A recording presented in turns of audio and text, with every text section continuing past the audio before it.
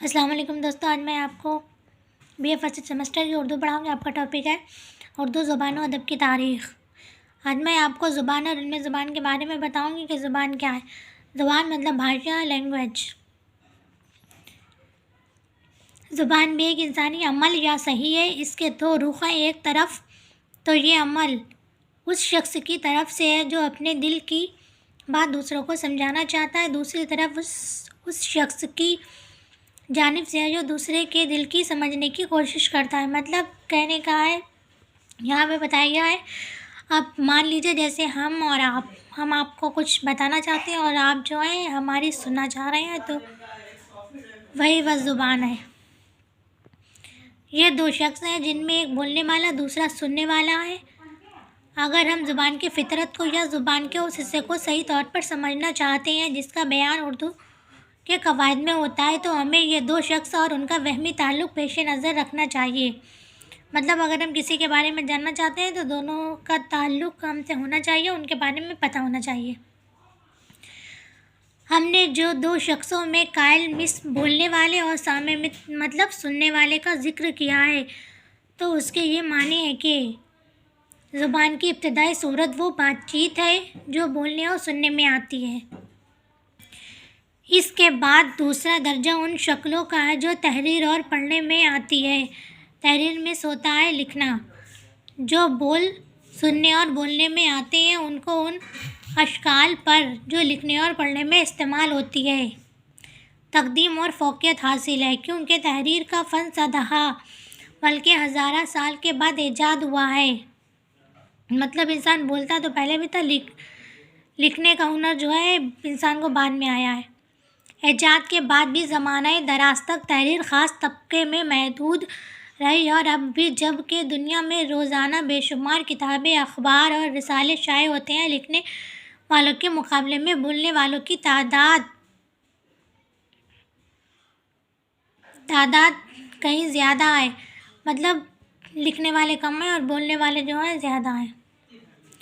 اگر ہم اپنے خیال میں سب سے مقدم بولنے اور سننے کے عمل کو نہیں رکھیں گے اور اس حقیقت کو بھلا دیں گے کہ تحریر تقریر کی قائم مقام ہے، تو ہم اس امر کے سمجھنے کے اہل نہیں ہو سکتے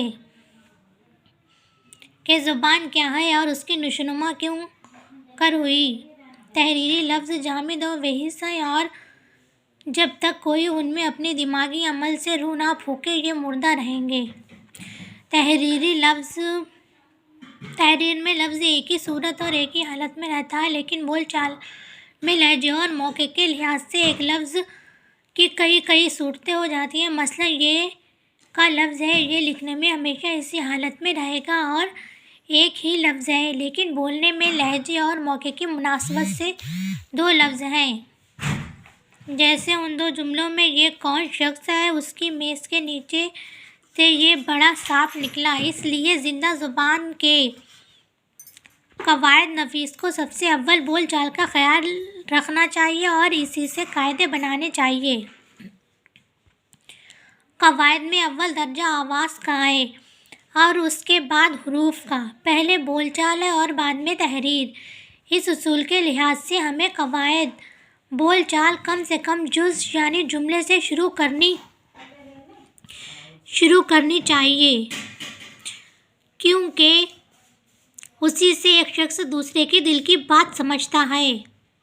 کوئی شخص کتنی ہی کم سے کم بات بھی کرنا چاہے تو وہ جملے سے کم نہ ہوگی، لیکن اتنی بات کہ اس سے دوسرا آدمی اس کا مطلب سمجھ جائے۔